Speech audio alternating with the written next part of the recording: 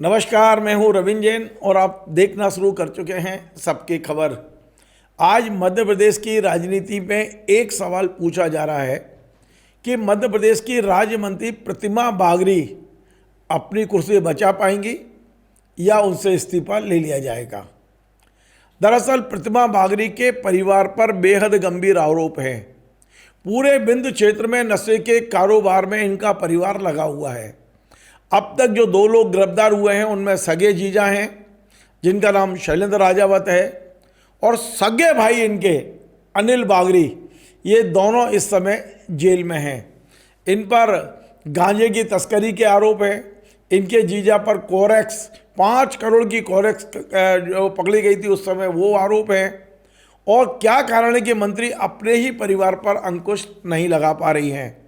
अब इतनी बदनामी हो गई है कि मध्य प्रदेश सरकार के जिम्मेदार लोगों को जवाब देना मुश्किल हो रहा है।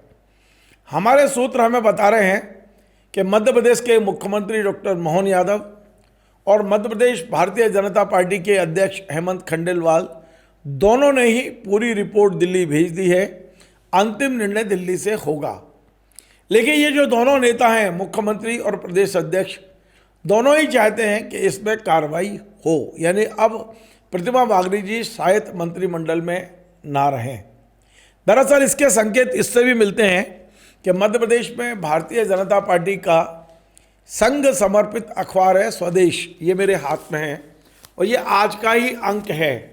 स्वदेश में आप पहले पेज पर देखेंगे, 2 पहला पेज बनाए हैं स्वदेश ने। पहले पेज पे आप देखेंगे तो पहले पेज पर लिखा है मंत्री महोदया सवाल नैतिकता का है और इसमें जो कुछ कहा गया है वो भी मैं आपको बताता हूँ। दरअसल स्वदेश ने कहा कि मध्य प्रदेश की प्रतिमा बागरी स्वयं को सुषमा स्वराज सिद्ध करने के चक्कर में केवल कपड़े ही पहन सकती हैं, उन जैसी नैतिकता इनमें नहीं है। ये आरएसएस का अखबार लिख रहा है। दूसरी बात, उन्होंने एक पैरा में पढ़ के बताना चाहता हूँ।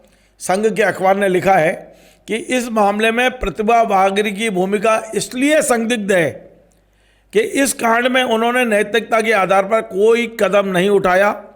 वे चाहती थी तो नैतिकता के आधार पर अपने पद से इस्तीफा दे सकती थी। अच्छा, आप ये देखिए संकेतों में ये लगभग लग रहा है कि प्रतिमा बागरी पर कोई गाज गिरने वाली है। स्वदेश ने एक और पेज बनाया है, देखिए आप अंदर, और इस पर भी मेन खबर है मंत्री प्रतिमा बागरी का कांग्रेस ने इस्तीफा मांगा। ये इतनी बड़ी खबर लगाई गई है तो मुझे लगता है कि प्रतिमा बागरी पर अब गाज गिरने वाली है।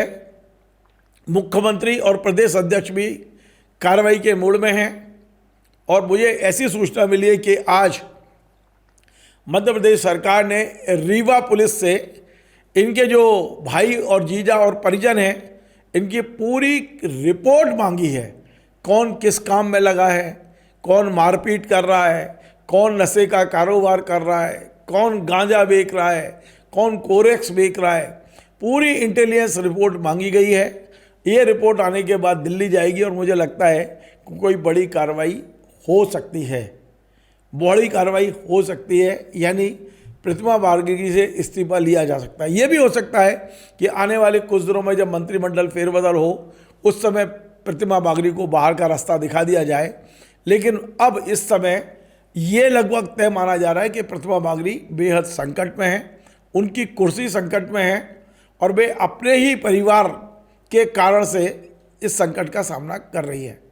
नमस्कार। Join the next be the best, Bundelkhand का सबसे विशाल और आधुनिक विश्वविद्यालय ज्ञानवीर यूनिवर्सिटी। ये सिर्फ एक यूनिवर्सिटी नहीं, ये है आपके सपनों का लॉन्च पैड। यहाँ मिले आपको smart classrooms, modern campus, updated labs और एक्सपीरियंस्ड फैकल्टी। हर स्टूडेंट को मिलता है कॉन्फिडेंस, ग्रोथ और एक ब्राइट करियर का प्रॉमिस। नए सेशन के लिए एडमिशन ओपन है, तो इंतजार कैसा? आज ही कांटेक्ट कीजिए।